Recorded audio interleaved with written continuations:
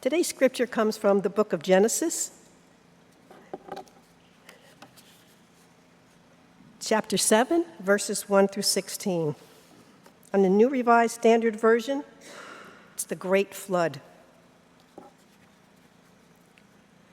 Then the Lord said to Noah, "Go into the ark, you and all your household, for I have seen that you alone are righteous before me in this generation. Take with you 7 pairs of all clean animals, the male and its mate, and a pair of the animals that are not clean, the male and its mate, and 7 pairs of the birds of the air also, male and female, to keep their kind alive on the face of all the earth. For in 7 days I will send rain on the earth for 40 days and 40 nights. And every living thing that I have made, I will blot out from the face of the ground." And Noah did all that the Lord had commanded him. Noah was 600 years old when the flood of waters came on the earth. And Noah with his sons and his wife and his sons' wives went into the ark to escape the waters of the flood. Of clean animals and of animals that are not clean, and of birds and of everything that creeps on the ground, 2 by 2, male and female, went into the ark with Noah, as God had commanded him. And after 7 days, the waters of the flood came upon the earth. In the 600th year of Noah's life, in the 2nd month, on the 17th day of the month, on that day, all the fountains of the great deep burst forth, and the windows of the heavens were opened. The rain fell on the earth 40 days and 40 nights. On the very same day, Noah with his sons, Shem, Ham, and Japheth, and Noah's wives and their 3 wives of the sons entered the ark. They and every wild animal of every kind, and all domestic animals of every kind, and every creeping thing that creeps on the earth, and every bird of every kind. They went into the ark with Noah, 2 by 2, all flesh, in which there was breath of life. And those that entered, male and female, all of flesh, went in as God had commanded him. And the Lord shut him in. These are the words of God for the people of God.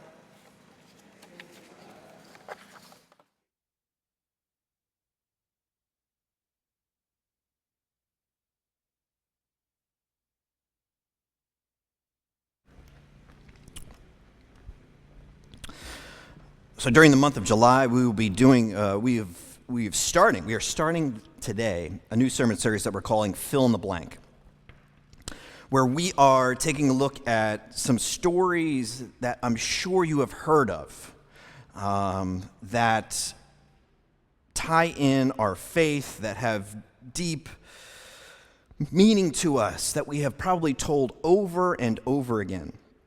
Taking a look at these and filling in blanks that we may have missed in the past, or filling in blanks about our faith that we might have read over or skipped. So we're going to need your help with some of these, because this is quite literal up here on the wall. Some of the animals in the ark included blank, blank, and blank. So we're talking about Noah's Ark today, obviously. And the story of Noah's Ark is something that is taught to us when we are young kids. I mean, I can't count the number of churches that I've been in. When I go in the nursery, right there on the wall, there is a picture of a big boat with animals smiling on it. Which, when you think about it, I don't know if I'd put that in a nursery with children. It's not the most uplifting of stories, but it is a story that we ground our faith in. It's one that we have continued to tell over and over and over again. So I hope you all would help me out this morning. I'm not going to invite you to get into small groups to talk with one another during this sermon series, but I do need help filling in these blanks. So some of the animals on the ark included what? What do you think some of these animals were? Because in no point within this piece of scripture that Nancy read for us did we get any concrete, it is this animal right here. So what animals do you think were on the ark? Anyone? Maeve, what's an animal you think was on the ark? Can you name one animal for us? Birds. Yes, birds. Yeah. Can someone else name a specific type of animal? Nancy, what's it? Elephants. The ark is already getting heavy. We've got elephants on this ark. No, Noah, what was on the ark? Sheep. Yeah, sheep were on the ark. Dogs. Dogs were on the ark. Okay, anybody else? No, Nolan. Spiders. Spiders were on the ark. Okay, so we've got some big animals. We've got some flying animals. We've got some creepy crawlies on there as well. Give me one more. Someone else. Who's brave? Bruce.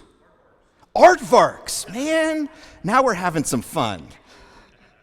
We're starting to come up with things. We're starting to lay this out. We're starting to imagine what's going on within this ark.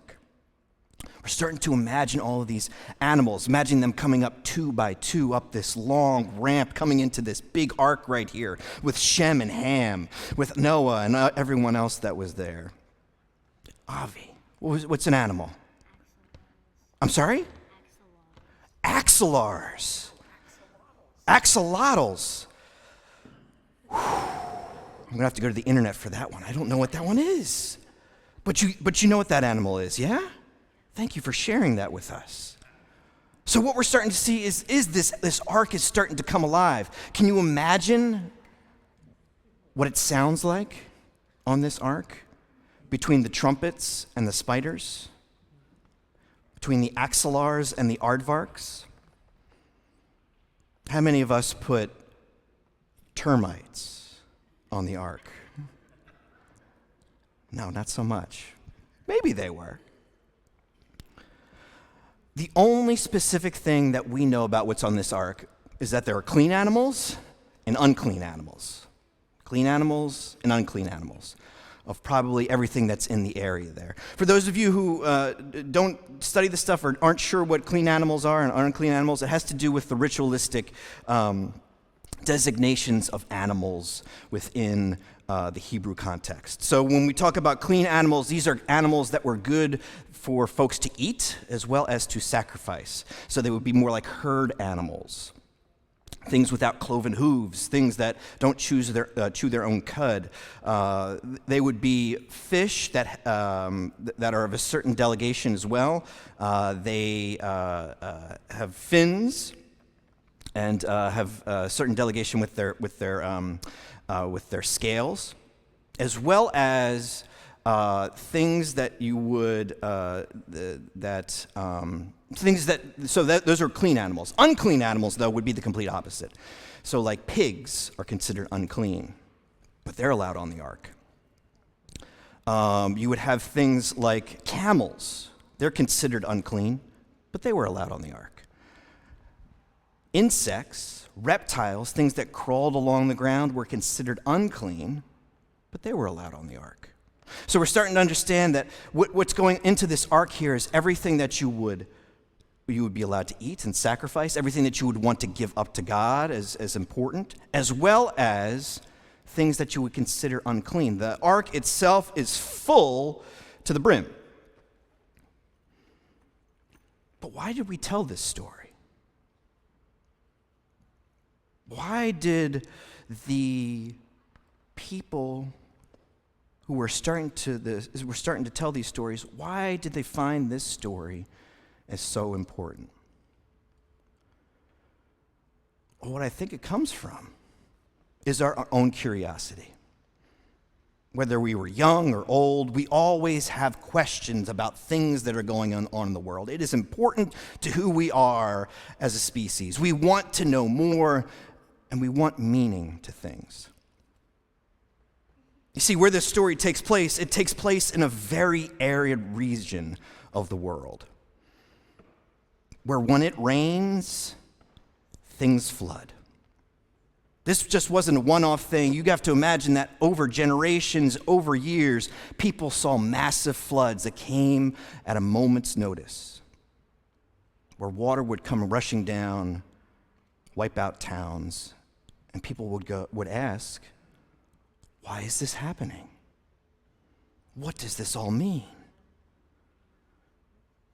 So you can imagine folks gathered around in small circles, maybe around a campfire, asking these questions.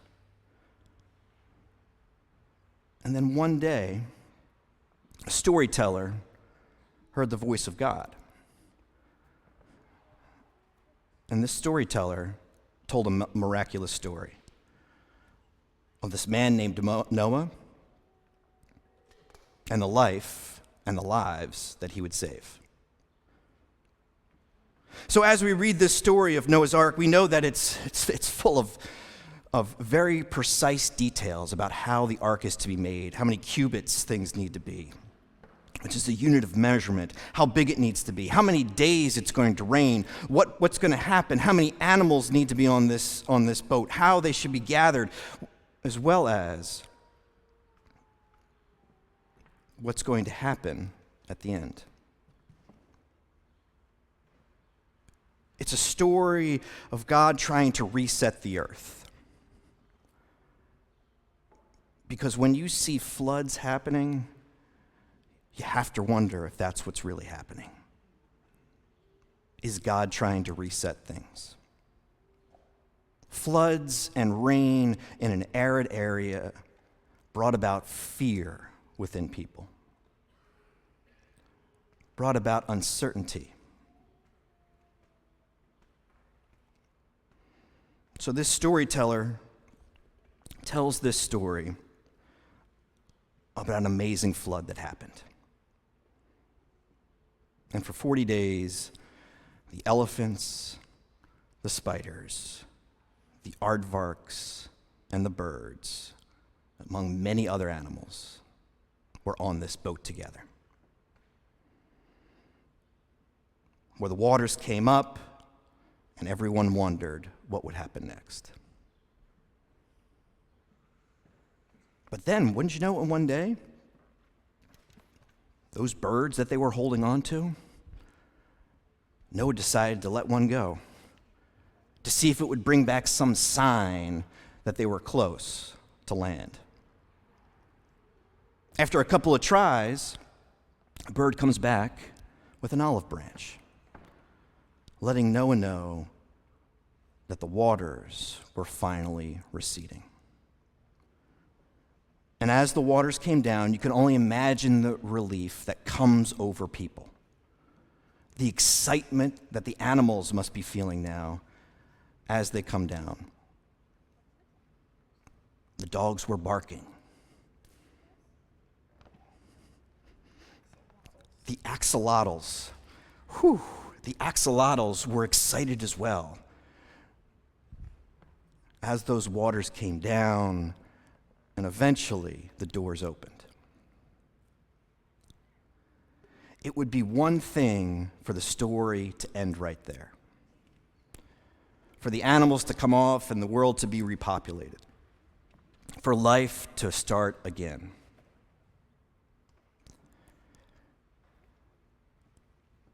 But God comes back into this story as the storyteller hears us, as the storyteller tells this story. And what God says is,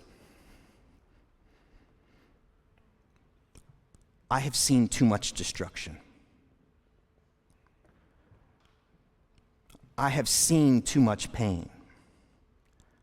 And never again will I bring a flood or water to destroy this earth. Never again will I bring any destruction upon this earth.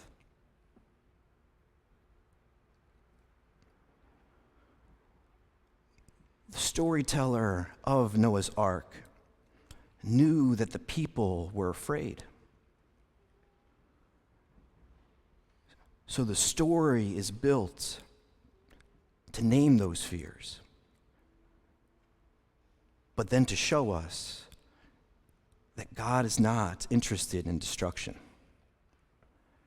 God is not interested in fear.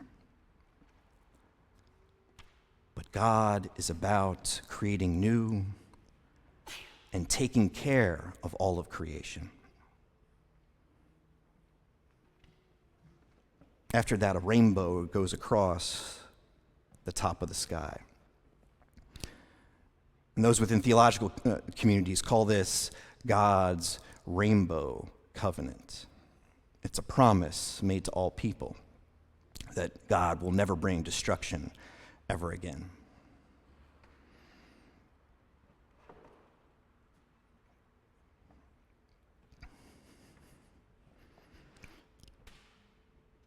Our imaginations can sometimes run wild with things that have not happened as of yet, but there is worry within us.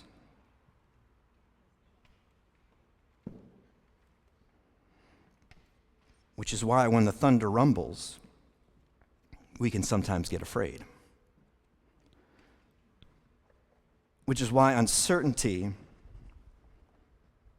can breathe fear into us.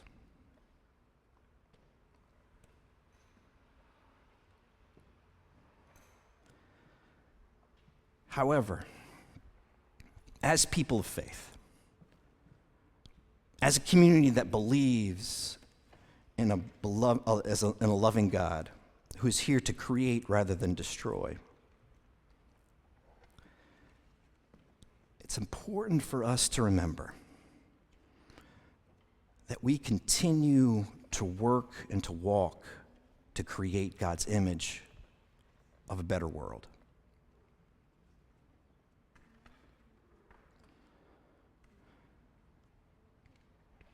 Which is why, if we were to build our own ark,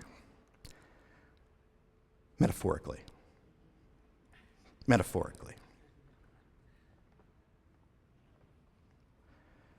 it's important to include as much of creation in it as possible.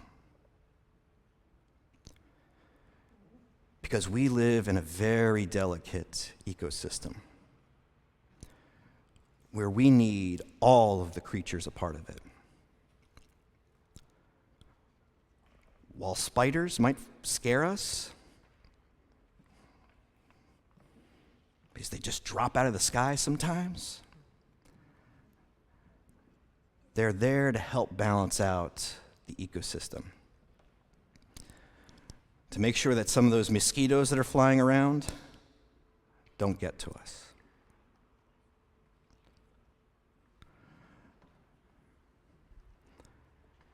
It's important to recognize that termites are needed on the ark, even though they might dig a hole or eat a hole in it, because they help balance things out.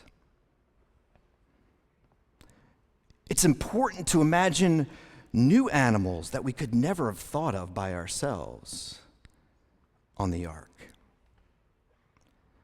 because they breathe imagination into what God's community looks like. It's important to know that elephants could be on the ark as well, even though the boat might tip to one side or the other. To know that we can balance things out and that all animals are welcomed on the ark. Friends, this is a story about how God continues to find ways to create wonderful things.